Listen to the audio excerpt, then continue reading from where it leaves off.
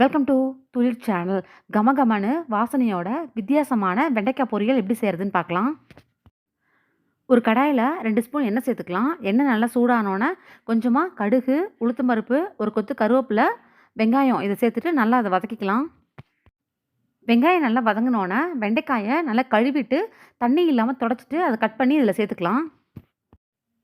வெண்டைக்காயை ஒரு நிமிஷம் நல்லா வதக்கிட்டு அது கூட தேவையான அளவுக்கு உப்பு, கொஞ்சமாக மஞ்சத்தூள், chicken masala 1 teaspoon, garam masala 1 teaspoon, மிளகாய்த்தூள் 1 டீஸ்பூன் சேர்த்துக்கலாம். எல்லாத்தையும் நல்லா கலந்து விட்டுட்டு நல்லா இதை வேக வச்சுக்கலாம். வெண்டைக்காய் பொரியல் ரெடி ஆகிடுச்சு. கடைசியாக இதில் துருவின தேங்காயை சேர்த்துக்கலாம். நல்லா கிளறி விட்டுட்டு ஒரு நிமிஷம் வச்சுட்டு அப்புறமா ஸ்டவ் ஆஃப் பண்ணிக்கலாம். இந்த மாதிரி செஞ்சு பாருங்கள். வெண்டைக்காய் பொரியல் நல்லா வாசனையாக ரொம்ப டேஸ்ட்டாக இருக்கும். இந்த வீடியோ உங்களுக்கு பிடிச்சிருந்ததுன்னா லைக் பண்ணிக்கோங்க. மறக்காமல் சப்ஸ்கிரைப் பண்ணிக்கோங்க.